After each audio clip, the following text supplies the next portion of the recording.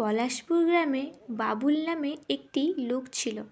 বাবুল ছিল খুবই সাধারণ একজন মানুষ। বেশি পড়াশোনাও সে ঠিকঠাক জানতো না। বলা যায় যে সে একটু বোকা প্রকৃতির মানুষ। বাবুলের এই সরলতার সুযোগ নিত তাতে গ্রামের প্রত্যেকেই। বাবুলের বাজারে একটি ছোট্ট মাছের দোকানও ছিল।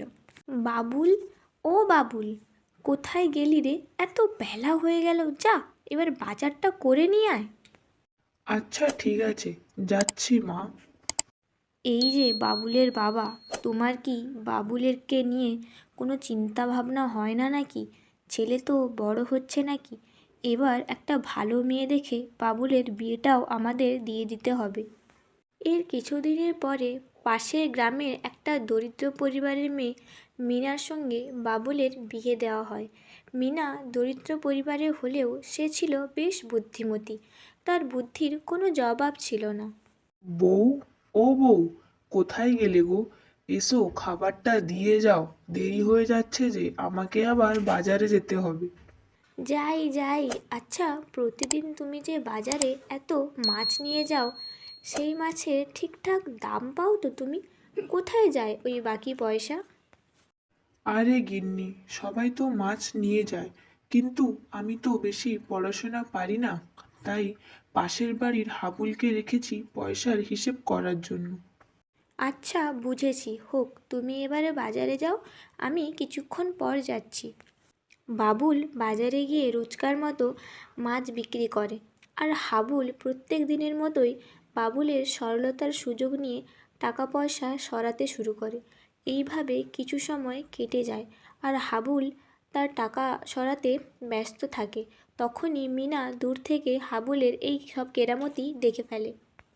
আচ্ছা হাবুল, ঠিকমতো টাকা পয়সার হিসেব করছো তো? কিছু ভুলভাল হচ্ছে না তো? কি যে বলো বৌদি, আমি কি আজ থেকে বাবুলদার দোকানে কাজ করছি নাকি? তুমি কি পয়সার হিসেব আমার থেকে ভালো জানো? বাবুলের কথা শেষ হতেই মিনা বলে উঠল, ঠিক আছে হাবুল, তাহলে তুমি আজ থেকে আমাকে মাছের হিসাবটা ঠিকঠাকভাবে বুঝিয়ে দাও। বৌদি, তাহলে কি তুমি আমাকে সন্দেহ করছো? আহা হাবুল, তুই রেগে যাচ্ছিস কেন? তোর বৌদি তো শুধু জানতেই চেয়েছে, তুই ওকে ভালো করে বুঝিয়ে বলে দে। হাবুল বাবুলের বউকেও বাবুলের মতোই বোকাই ভাবল। তাই হাবুল মিনাকে সব কিছু ভুলভাল বোঝাতে থাকলো। কিন্তু মিনা চালাকি করে হাবুলের সব কাণ্ডকারখানা বাবুলের কাছে পরিষ্কার করে তুলে দিল। বাহ রে হাবুল বাহ, তোর পেটে পেটে এত ছিল! তোকে না আমি বিশ্বাস করেছিলাম। তুই আমার পেছনে এত বড় সর্বনাশ করছিলি আমার। যা, আমার জীবন থেকে তুই সম্পূর্ণরূপে চলে যা। আর কোনোদিনও আমার দোকানে আসার চেষ্টা করবি না। গিন্নি, এবার থেকে তুমি আমার দোকানের সব হিসাবপত্র করবে।